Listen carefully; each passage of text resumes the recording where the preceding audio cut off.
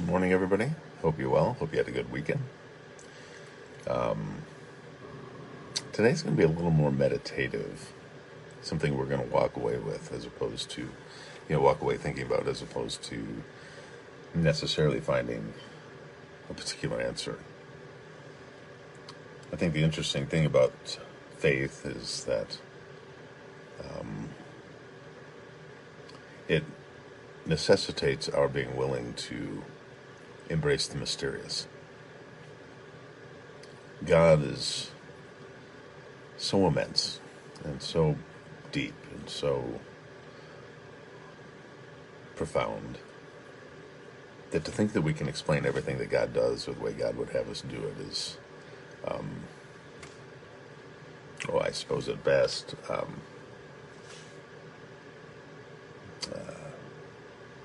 naive, right? And so there are times when we dig into the scriptures, and there are times that it's very explicit, it's very instructional, and they're an order of things by which we go. Then there are things we really have to ponder and think about. The verse we're going to look at today is one, it's a pondering, in my mind, it's a pondering verse. It's a verse that necessitates a lot of reflection and consideration and comparing and contrasting, looking at our life and the trajectory of our lives, what it is we live for and why it is we live for it, what it is we hope to achieve, what it will be in the end. You notice the title today is An Eternal Perspective. Oh, it's difficult to have an eternal perspective.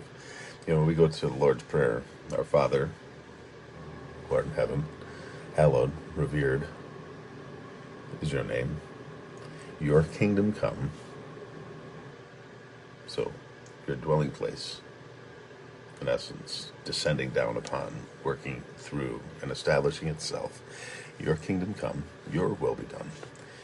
Not my will, not my heart's desire, not what I think should be, but your will be done on earth, here, among us, as it is inevitably in heaven, or certainly presumably. Give us today, he says, our daily bread. So, there is an element of the thought of today. Give us today our daily bread. Give today what I need. Provide for me, Father, what it is I need for the day. And so we're focused on the day. And there's a good reason for that. The day, today is the day we have. Now, certainly it's to some degree been affected by yesterday and the days before. And it is a culmination, in essence, of history. That is combined with a sense of presence and newness and freshness that comes with it being a new day, right? And so, although it is affected by the days that have come before, it is a culmination of all those prior things. It also has in it a potential for something more, something grand, something beyond. So we don't want to just say that today is the consummation or the culmination of all things leading up to it. We want to, with that, recognize that God's mercy is new today, that there are new opportunities today, and that there's a freshness to the day. And so this beautiful kind of blending of the two and living in the tension of the two.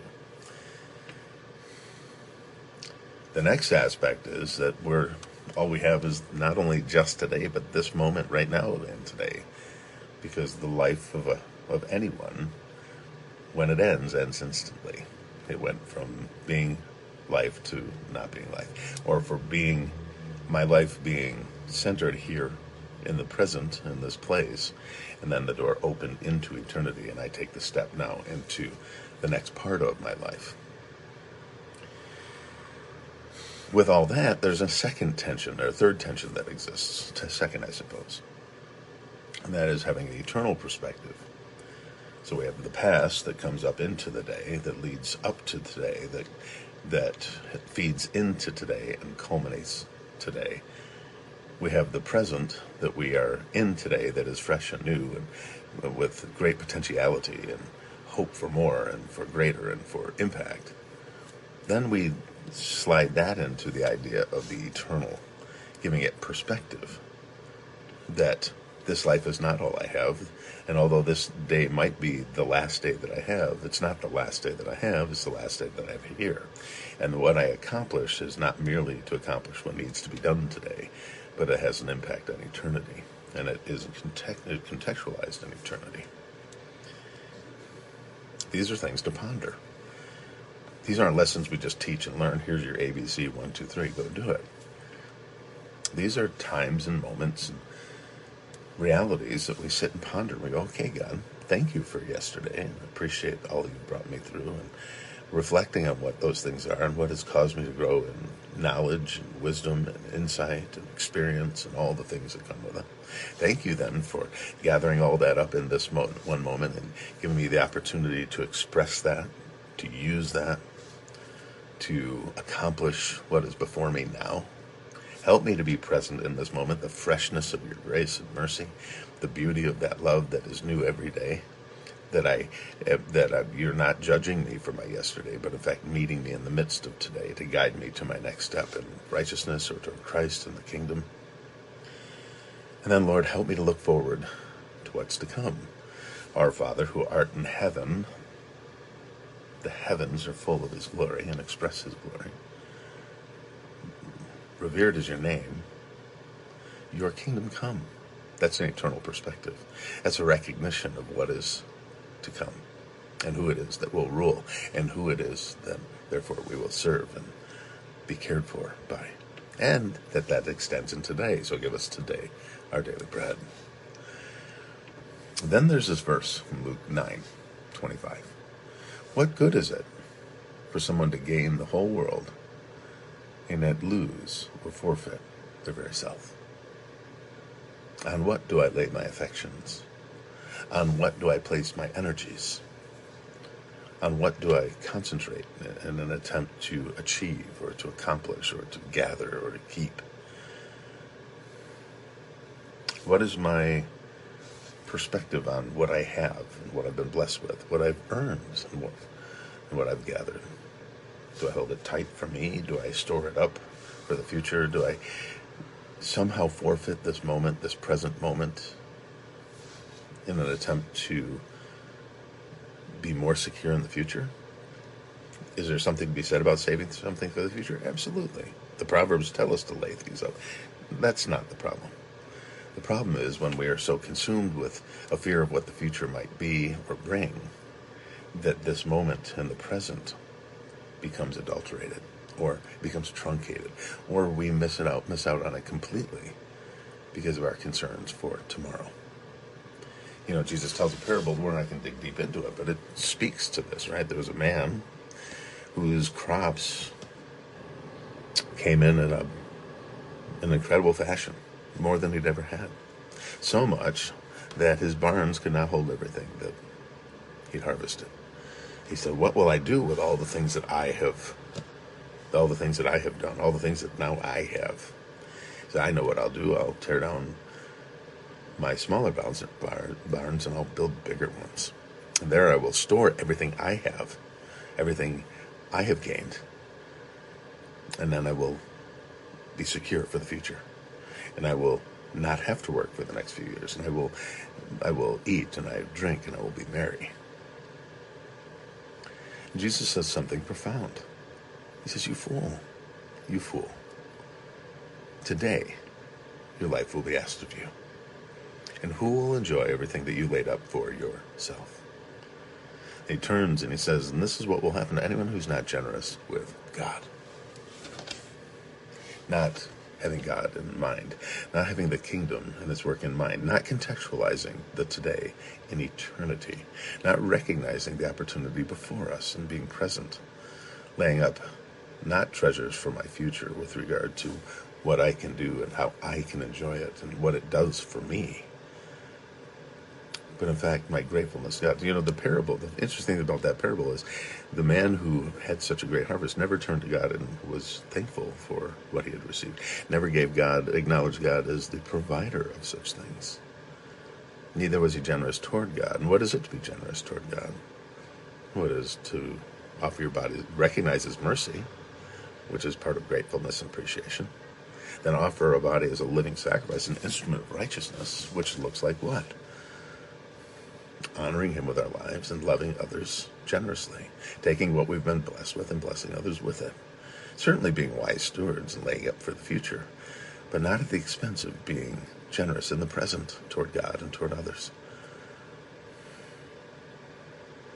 How is it that we look at today? And what is it that we're running to achieve? And how do we view the people around us? Are they objects? Are they like the blind man who was only partially healed at first, and when he opened his eyes to being blurry, he saw people but thought they were trees moving around?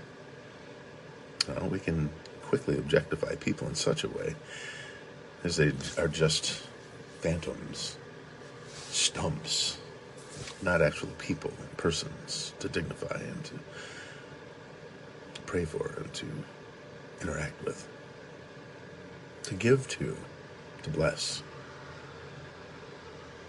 What good is it for someone to gain the entire world and yet forfeit their soul, their very life, to lose their eternal self, or to minimize their impact for eternity? Because to the unbeliever, the one who refuses Christ and lives for this world, they have forfeited their soul as they gain the world.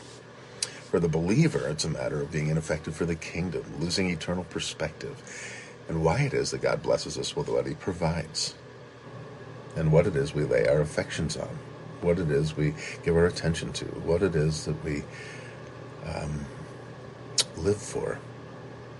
And although we might not lose our lives in that sense, what we do lose is impact, opportunity, blessing upon blessing, blessing to bless, being blessed to bless others, comforting others with the comfort we've received. Because we're consumed with the moment. We are either so concerned about the future that we lay everything up and we hoard everything and we don't think in terms of being generous toward God and others. We are trapped by our past, and we live victimized lives that cause us to close in on ourselves and think that the whole world is against us. That's the opposite. And therefore we can't be present. We have today. We have this moment. What will we do with it? Who will we live to and for? How will we handle the things we've been blessed with?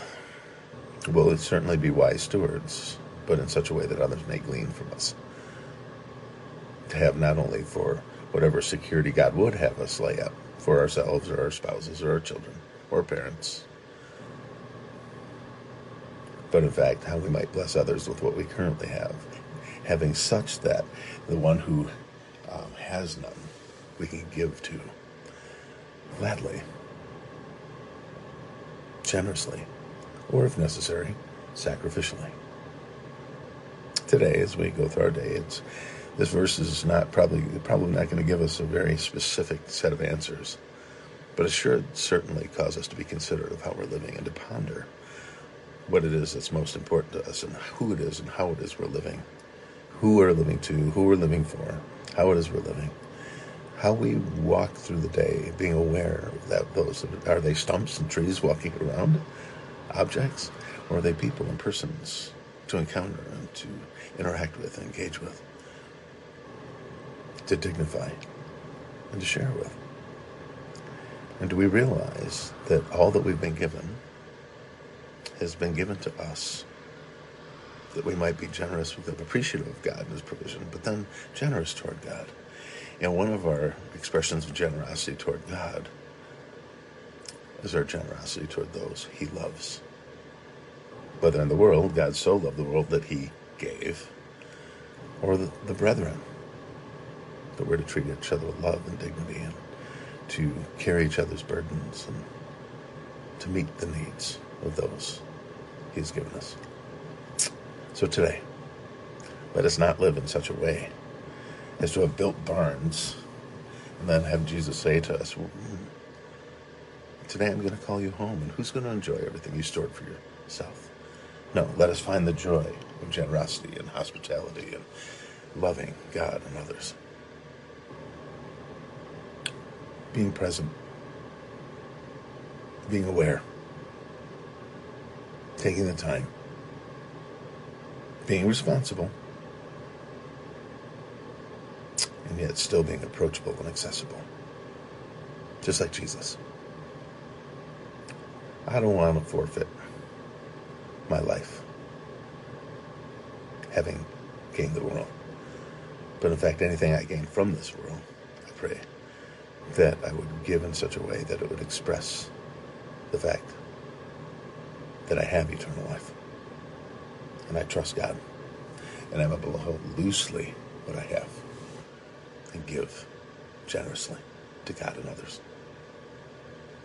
I pray I live that way. I don't think I always do. I pray we all do today.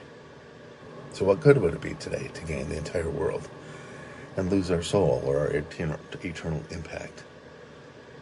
And have Jesus say at one point in our judgment, because we will be judged, Christians alike,